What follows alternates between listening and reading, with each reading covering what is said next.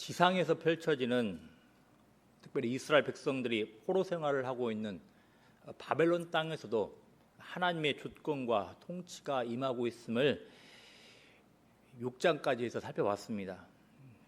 다니엘과 세 친구로 대표되는 하나님의 백성은 하나님의 뜻을 따라 이 이방 땅에서 하나님의 주권을 드러내며 살도록 부름받았습니다. 비록 우상 숭배와 불순종으로 인하여서 하나님의 징계를 받고 있지만 이런 모든 과정 가운데에서 진정한 주권자, 진정한 통치자는 이방 왕이 아니라 이스라엘의 하나님임을 증언하도록 부름받은 겁니다. 이 7장을 기점으로 해서 7장부터 12장까지는 이 하나님의 주권과 통치가 이 천상의 영역에서도 이루어지고 있음을 보여줍니다. 그래서 7장부터 12장을 보면 다니엘의 꿈과 환상이 나오고 이 꿈과 환상의 해석을 알려주는 자들이 등장을 합니다. 물론 7장 이전에도 꿈과 환상이 등장했었지만 지상에서 살아가는 이방 왕에게 이 꿈이 임했습니다.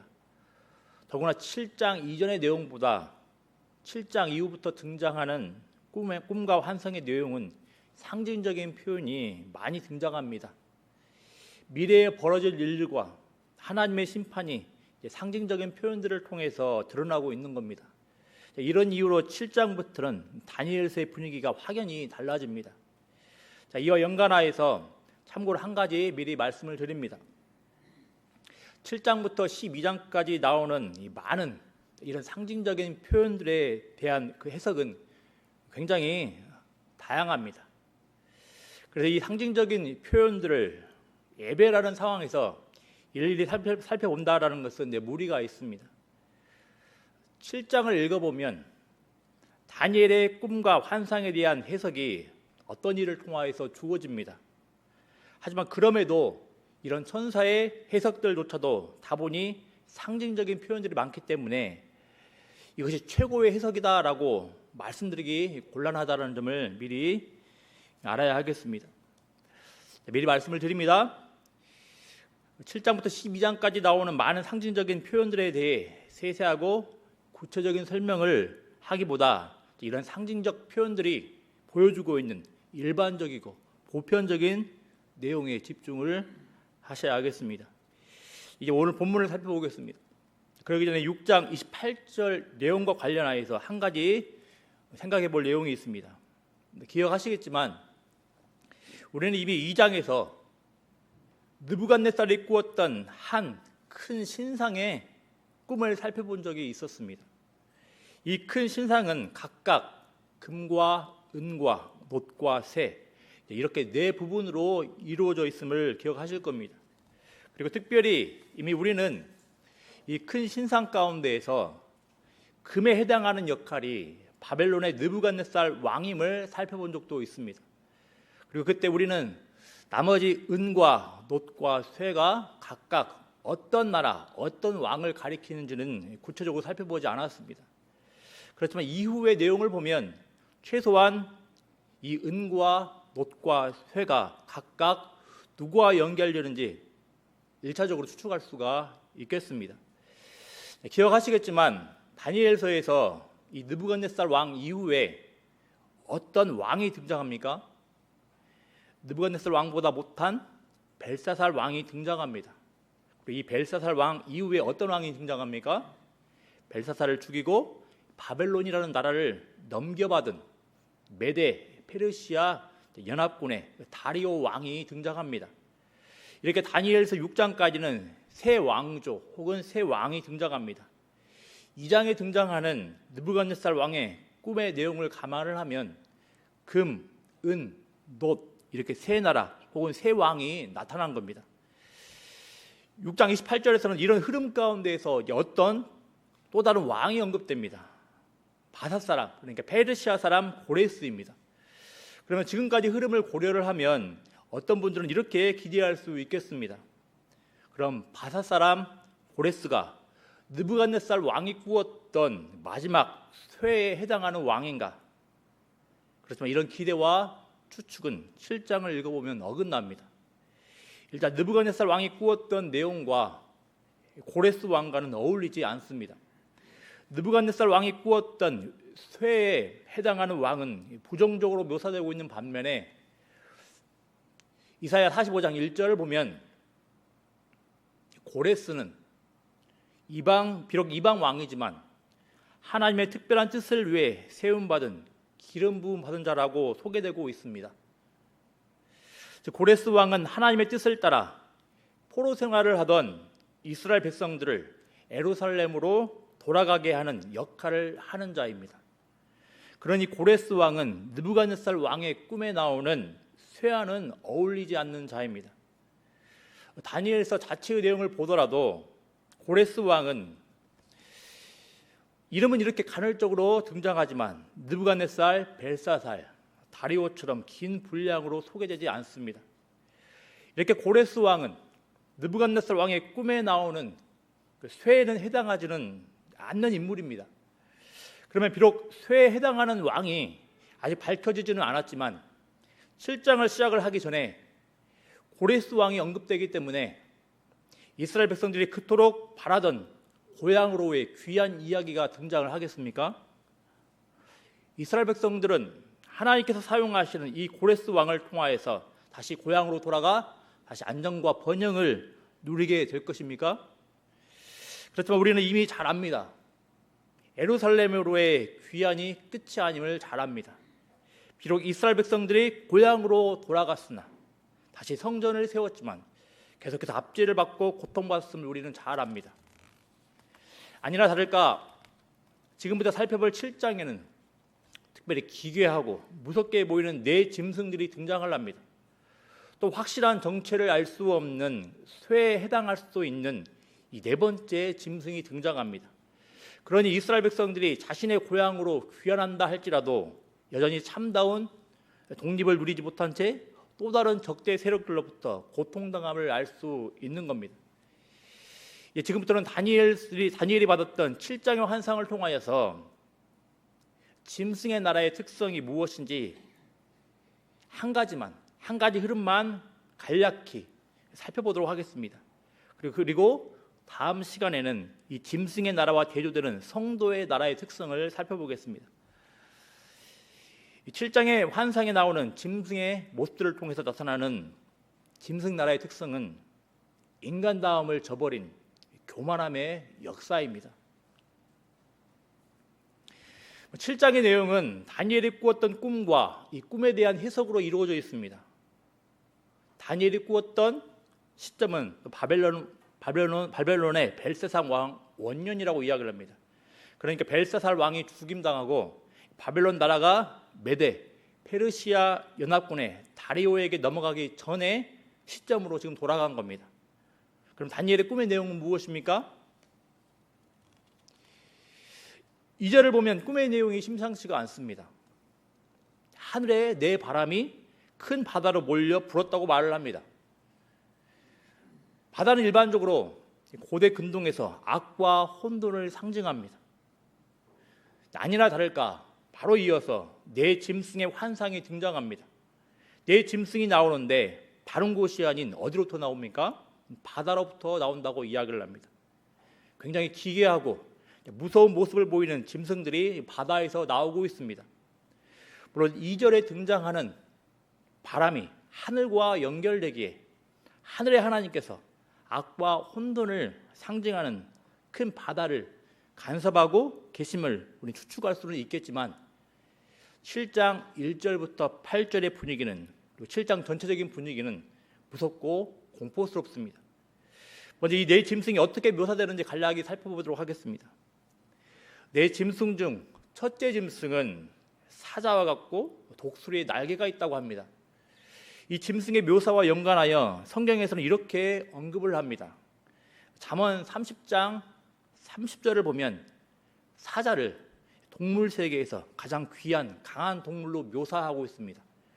그리고 일반적으로 바벨론을 사자로 동일시하는 모습들이 굉장히 고대 문서에 많이 나오고 조각에도 많이 나옵니다. 마찬가지로 독수리 날개를 힘과 연관하여 묘사하고 있습니다.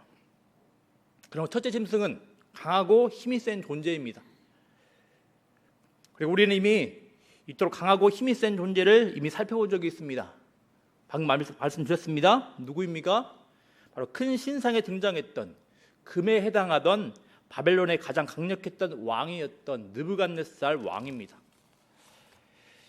사절을 보면, 오늘 본문 4절을 보면 느부갓네살이 겪었던 일들을 떠올리게 합니다. 날개가 뽑혔다라는 것은 권세와 힘이 제거되었음을 뜻할 겁니다. 그런데 이렇게 권세와 힘이 제거된 첫째 짐승은 땅에서 들려서 사람처럼 두 발로 서게 함을 받았다고 합니다. 또 사람의 마음을 받았다고 합니다. 기억하시겠지만 느부갓네살은 계속되는 하나님의 뜻 앞에서도 교만한 모습을 보였습니다. 그래서 다니엘서 4장 15절 16절을 한번 되새겨 보면 큰 나무와 같았던 느부갓네살이 땅의 풀 가운데에서 짐승과 더불어 제 몫을 얻고 짐승의 마음을 받아 7대를 지났다고 합니다. 하지만 이랬던 느부갓네살이었지만 진정한 주권자이신 하나님을 인정하자 다시 권세가 회복되었음을 우리는 기억을 합니다. 이렇게 1차적으로는 첫째 짐승은 바벨론의 느부갓네살을 떠올리게 하는 겁니다. 그리고 다니엘은 첫 번째 짐승을 본 이후에 이제 두 번째 짐승을 봅니다. 이 두 번째 짐승은 곰과 같다고 합니다. 성경에서 곰은 사자보다는 떨어지지만 위험한 짐승으로 자주 나타납니다. 특히 이 곰과 같은 짐승은 오늘 본문을 보면 굉장히 폭력적이고 탐욕적인 모습을 보입니다. 아직 이 사이에 새 갈빗대가 있는데도 이 짐승을 향하여서 어떤 자들이 많은 고기를 먹으라고 말을 합니다. 아마도 이런 폭력적이고 탐욕적인 모습을 보이는 짐승은 느부갓네살의 꿈에 등장했던 은혜에 해당하는 존재일 겁니다. 곰은 사자보다 못한 짐승이기에 금보다 못한 은혜에 연결되는 것이 자연스럽습니다. 자연스럽게 우리는 이 곰과 같은 짐승을 보면서 느부갓네살보다 못한 바벨론의 왕 벨사살을 떠올릴 수 있겠습니다. 여태까지의 기괴한 모습과 비슷하게 세 번째 짐승도 굉장히 기괴하고 무서운 모습을 보입니다. 이번에는 표범과 같은 짐승입니다. 그런데 기괴하게도 이 표범과 같은 짐승의 등에는 새의 날개 넷이 있고 또 머리 넷이 있다고 합니다. 흥미롭게도 이 표범과 같은 짐승은 첫 번째 짐승처럼 날개가 있다고 합니다. 하지만 명확한 차이점이 있습니다. 첫 번째 짐승은 강하고 고귀한 독수리의 날개이지만 세 번째 짐승은 그냥 새의 날개입니다. 이렇게 표범과 같은 세 번째 짐승이 일부 첫 번째 짐승과 유사한 모습을 보이고 있기에 이 세 번째 짐승도 강력한 존재라는 것을 알 수 있습니다. 그렇지만 이 표범이 사자와 같은 고양이과 동물이지만 일반적으로 더 낮은 등급으로 여겨지듯이 또 독수리 날개가 아니라 그냥 새의 날개를 지녔다는 점을 고려를 하면 이 표범과 같은 짐승은 첫 번째 짐승에 비하여 그 등급이 떨어진다고 볼 수가 있겠습니다. 한 가지 더 살펴보면 여기서도 마찬가지 이 세 번째 짐승은 느부갓네살의 꿈에 등장하는 큰 신상 중 세 번째 놋을 떠올리게 합니다. 2장 39절을 보면 금 신상 중 세 번째인 놋 같은 나라가 일어나서 온 세계를 다스린다고 하는데 이 온 세계를 다스리는 모습은 세 번째 짐승의 날개가 넷이라는 점, 머리가 넷이라는 점과 연결됩니다.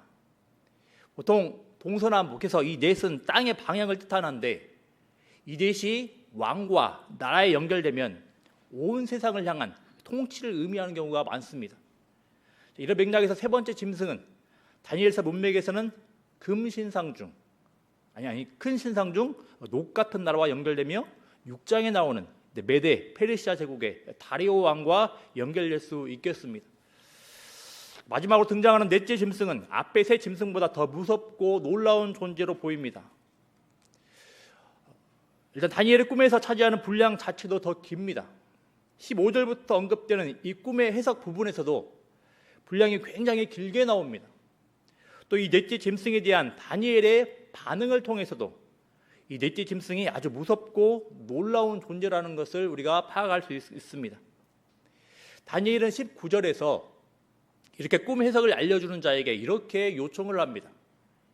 내가 넷째 짐승에 관하여 확실히 알고자 하였으니, 또 28절에서도 다니엘은 이렇게 반응을 합니다. 나 다니엘은 중심에 번민하였으며 내 얼굴빛이 변하였으니, 이렇게 이야기합니다. 이렇게 7장에 나오는 분량과 또 다니엘의 반응만 보더라도 넷째 짐승은 앞의 짐승들과 비교하여 특별히 더 강한 존재, 무서운 존재임을 알 수가 있는 겁니다. 이런 모습은 마찬가지로 느부갓네살의 꿈에 등장하는 쇠와 연결됩니다.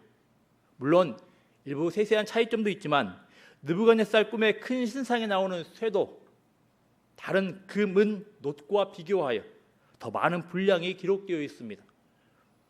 2장 40절에서도 넷째 짐승을 떠올리게 하는 내용이 명확히 나오고 있습니다. 넷째 나라는 강하기가 쇠 같으리니 쇠는 모든 물건을 부서뜨리고 이기는 것이라. 쇠가 모든 것을 부수는 것 같이 그 나라가 문 나라를 부서뜨리고 찢을 것이며, 이렇게 동일한 내용이 기록되어 있습니다. 물론 우리는 아직까지는 이 넷째 짐승이 어떤 나라, 어떤 왕과 연결되는지 알 수는 없습니다. 느부갓네살 그리고 벨사살, 다리오처럼 연결되는 이야기가 나오지 않기 때문입니다. 그래서 우리는 이 넷째 짐승이 누구와 연결된지는 우리는 알 수 없습니다.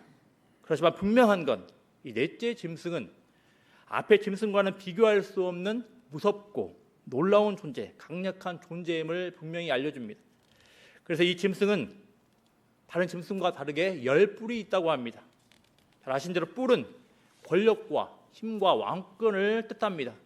그러므로 이 짐승이, 이 네 번째 짐승이 10뿔이 있다는 것은 짐승 중에서 더 나아가 세상의 역사에서 아주 강력한 존재라는 것을 보여주는 겁니다. 지금까지 살펴본 것처럼 오늘 본문에 등장하는 네 짐승 중 세 짐승은 다니엘서 문맥에서 언급된 바벨론의 두 왕조 느부갓네살과 벨사살, 그리고 메데 페르시아 제국의 다리오와 연결됨을 살펴봤습니다. 하지만 그렇다고 해서 꼭 오늘 본문에 나오는 짐승들이 다니엘서에 나오는 왕들과 왕조들과 연결된다고 해가지고 무조건 이 짐승들을 역사에 등장했던 구체적인 왕조와 연결할 필요는 없겠습니다. 왜냐하면 이 짐승에 관한 꿈을 해석하는 자가 네 큰 짐승을 이렇게 연결하고 말하고 있기 때문입니다. 어떻게 말하고 있냐면 그 네 큰 짐승은 세상에 일어날 네 왕이라, 이렇게 이야기를 합니다. 네 큰 짐승은 세상에 일어날 왕들입니다. 아까 숫자 4이 일반적으로 온 세상을 향한 보편적인 통치를 의미한다고 했습니다. 그러므로 4이라는 숫자를 고려를 하면 네 큰 짐승들은 과거에 나타난 왕조와 왕들을 뜻할 수도 있겠지만 동시에 미래에 나타날 왕조와 왕을 뜻할 수도 있는 겁니다. 그러니 우리는 이 네 짐승들의 모습을 보면서 억지로 구체적인 대상에 연결시키기보다는 이 네 짐승들이 본질적으로 가리키는 악한 세상을 바라볼 수 있어야 하겠습니다. 좀 길었습니다. 어떻습니까? 이처럼 짐승의 나라, 곧 세상의 나라는 어떤 특성을 보입니까? 악함을 보여줍니다. 무엇보다도 이 네 짐승의 모습을 통해서 근본적으로 이 세상이 교만하다는 것을 알려줍니다. 네 짐승 중 세 짐승들이 앞선 왕들과 연결되며 또 금신상에 연결된다는 점만 보더라도 이 세상은 교만합니다. 우리는 지금까지 1장부터 6장을 통하여서 이 세상의 진정한 주권자와 통치자는 이스라엘 하나님, 하늘의 하나님임을 살펴봤습니다. 그렇지만 동일하게 1장부터 6장을 통하여서 나타난 왕들과 나라들의 역사는 하나님을 참 주권자와 통치자로 인정하지 않는 교만한 모습을 계속해서 보였습니다.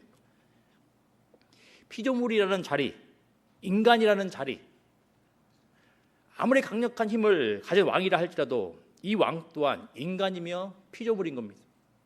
그래서 다니엘서에 나오는 교만함은 창조주 하나님을 인정하지 않고 피조물과 인간의 자리에서 벗어나는 겁니다.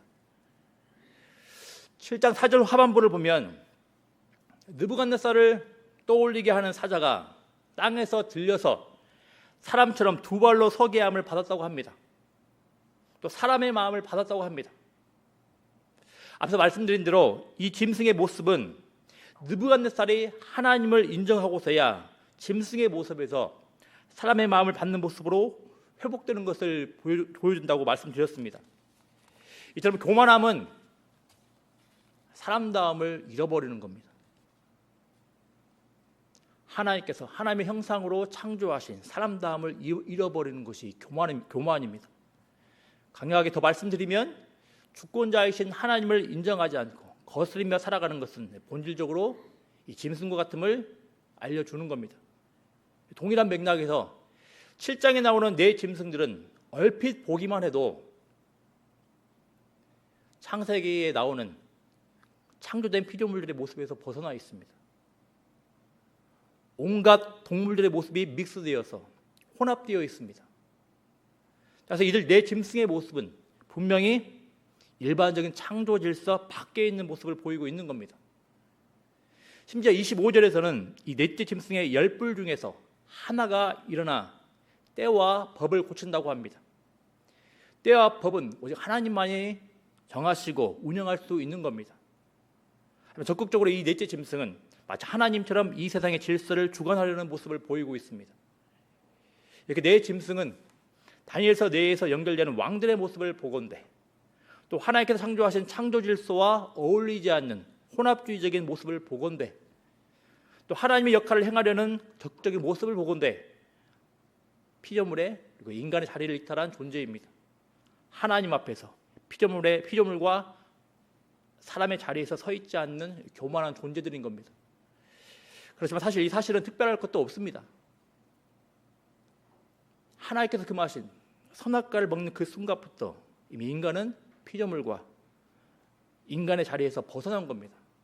그리고 잘 아시는 대로 이후의 모든 인간의 역사는 하나님을 향한 반역의 역사, 교만의 역사입니다. 과거의 역사를 돌이켜보고 우리가 살아가는 이 세상을 바라보시길 바랍니다. 끔찍한 전쟁을 겪었던 사람들은 이 전쟁으로 인한 참상을 알기에 두 번 다시 전쟁은 없어야 한다고 말을 합니다. 그렇지만 안타깝게도 계속해서 전쟁은 일어나고 있습니다.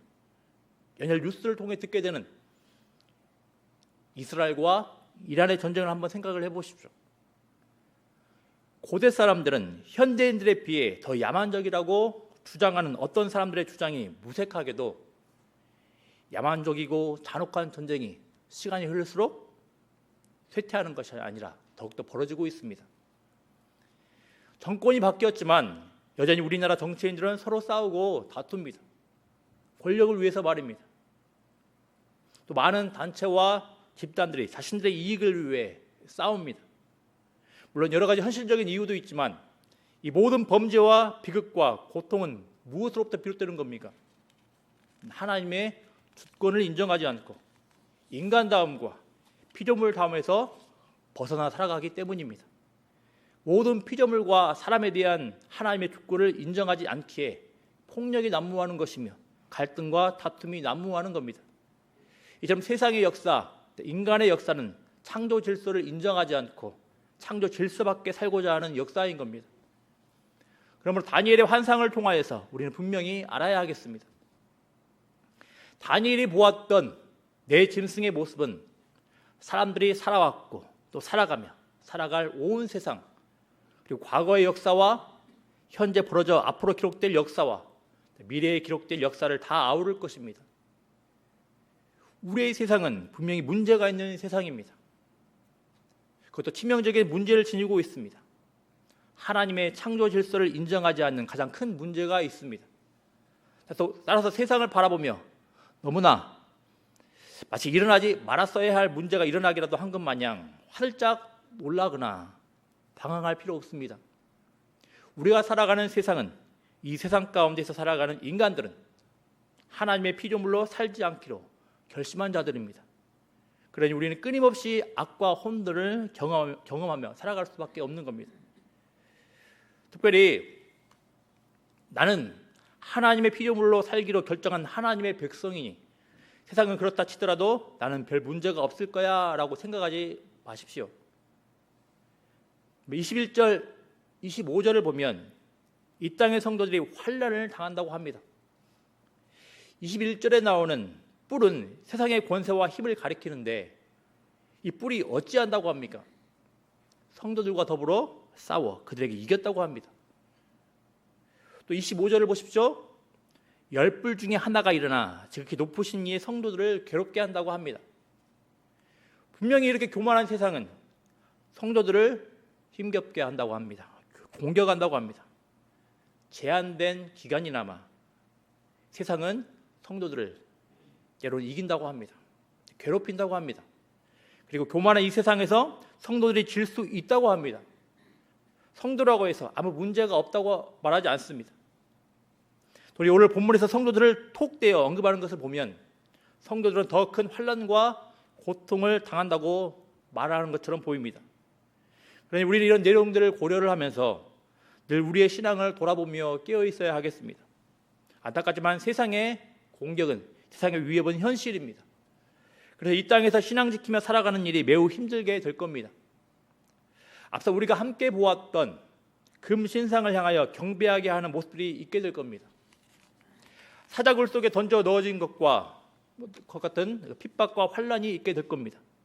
다니엘과 세 친구들이 겪었던 일들을 우리도 이런 들과 같은 고통스러운 현실을 마주할 수도 있게 될 겁니다. 물론 우리가 신앙생활하면서 성도를 향한 이 세상의 핍박과 환난을 보며 지나치게 신경 쓰거나 염려하는 것은 곤란합니다. 그렇지만 이렇게도 분명한 현실을 가볍게 여기며 무시하는 것도 바람직하지 못합니다. 분명히 우리는 이미 과거에도 이런 현실들을 겪은 적이 있습니다. 또 이미 현재 이런 일들을 겪고 있기도 합니다. 그러니 성경에 근거한 정직한 현실 인식이 필요하겠습니다. 분명 하나님께서 성도들을 환난과 시험과 유혹에서 보호해 주실 것입니다. 그렇지만 동시에 우리는 우리의 책임을 다하며 우리의 신앙을 지켜가며 세워가야 할 겁니다. 15절, 28절을 보십시오.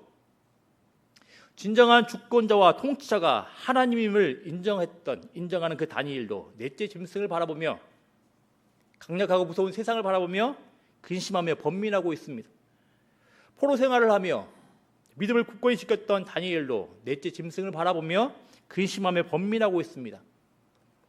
세상에 일어날 강력한 나라들을 바라보며 또 짐승의 모습으로 대표되는 끔찍한 모습들을 바라보며 이 강력한 세상 나라에 또 하나님의 성도들이 고통당할 일들을 바라보며 다니엘은 근심하고 번민하는 것처럼 보입니다. 혹시라도 여러분 이 세상과 이 땅을 어떤 시각으로 바라보고 계십니까? 이 나라를 어떤 관점에서 바라보고 계십니까? 죄송하지만 우리나라의 정치를 어떤 관점으로 바라보고 계십니까? 우리나라의 사회를 어떤 관점으로 바라보고 있으십니까? 또 이 나라의 문화를 어떤 관점으로 바라보고 있으십니까? 우리나라의 윤리 현실을 어떤 관점으로 바라보고 있으십니까? 안타깝지만 하나님의 창조 질서를 따라 살아가는 이 세상은 시간이 흐르면 흐를수록 아름다운 모습으로 변화되어 가기는커녕 악함과 불의가 더 득세하게 될 겁니다. 안타깝지만 하나님을 인정하지 않고 살아가는 세상이기에 나라와 나라뿐만 아니라 나라 안에서 정치, 경제, 사회, 문화, 교육 모든 방면에서 악한 모습이 득세하게 될 겁니다. 혹시라도 이 땅에서의 신앙 현실을 어떻게 인식을 하고 계십니까? 우리나라의 정치 현실과 교육 현실들이 바뀌어서 신앙생활 하기에 최고로 적합한 편안하고 안락한 환경이 주어질 것 같으십니까? 아닙니다. 오늘 본문에 따르면 신앙생활을 하기에 결코 녹록지 않은 현실들을 만날 수 있다고 합니다. 세상이 더 살기 좋고 아무 괜찮은 환경으로 바뀌어간다 생각을 정말로 괜찮은 환경으로 바뀌어간다고 생각을 하십니까? 죄송하지만 오늘 본문에 나오는 네 짐승의 순서를 보면 뒤로 갈수록 특별히 네 번째 짐승의 모습을 보면 더 강하고 폭력적인 짐승으로 언급되고 있습니다. 그러니 우리 현실들을 우리가 살아가는 이 세상을 바라보며 너무 낙관하는 모습은 바람직하지 못하겠습니다. 안타깝지만 신앙생활을 방해하고 위협하는 양상이 어떤 모습으로 나타날지는 모르겠지만 우리 아이들의 신앙생활 환경이 몹시 힘들어질 수도 있겠습니다. 신앙생활에 대한 유혹과 방해가 더하면 더했지 이제 덜하지는 않을 수 있습니다. 물리적으로 방해하는 모습이 없을 뿐이지 교회를 또 우리 아이들을 더 교묘하게 힘들게 할 수도 있음을 우리는 알아야 하겠습니다. 바라고 기도합니다. 베드로는 신앙 지키기 힘든 현실에서 이렇게 권면을 합니다. 우리 같이 한번 말씀 읽어보겠습니다. 베드로전서 5장 8절 9절 말씀입니다. 같이 읽어보겠습니다. 근신하라 깨어라 너희 대적 마귀가 우는 사자같이 두루다니며 삼킬 자를 찾나니 너희는 믿음을 굳건하게 하여 그를 대적하라. 이는 세상에 있는 너희 형제들도 동일한 고난을 당하는 줄을 알미라. 아멘. 보십시오. 다니엘이 바라보았던 대로 수백 년의 시간이 흐른 뒤에도 여전히 세상은 교만합니다. 더 아름다운 방향으로 바뀌지 않았습니다. 수백 년의 시간이 흘렀음에도 불구하고 대적 마귀가 이 세상의 교만으로 성도들을 더욱더 핍박을 하고 있습니다. 또 베드로는 이 세상에 있는 형제들도 동일한 고난을 받는다고 합니다. 본질적으로 교만한 이 세상을 살아가는 성도들은 오늘 본문에 나오는 성도들처럼 세상에서 고난을 당하며 살기 마련이라는 겁니다.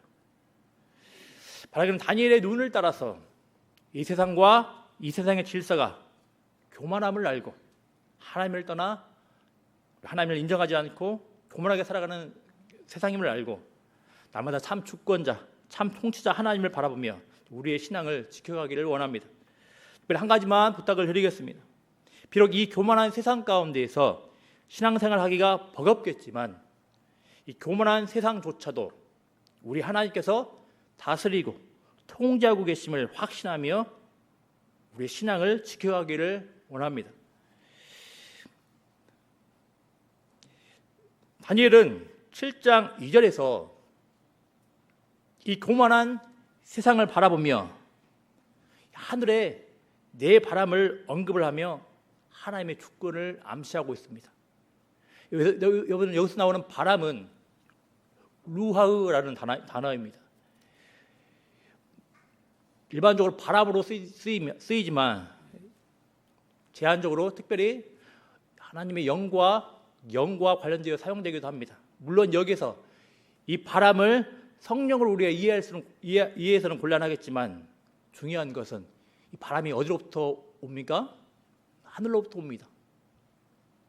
하늘로부터 임하여서 악과 혼돈을 상징하는 바다에 몰아치고 있습니다. 우리는 이 교만한 세상을 살아가는 것이 비록 버겁고 힘들겠지만 우리 하나님께서 참 주권자 하나님께서 참 통치자 하나님께서 이 세상을 여전히 통치하시고 주권적으로 통제하고 계심을 믿으시며 이 신앙생활을 지켜나가는 은혜가 필요하겠습니다. 기도하겠습니다. 우리 찬양하겠습니다. 488장 우리 찬양하겠습니다. 488장입니다.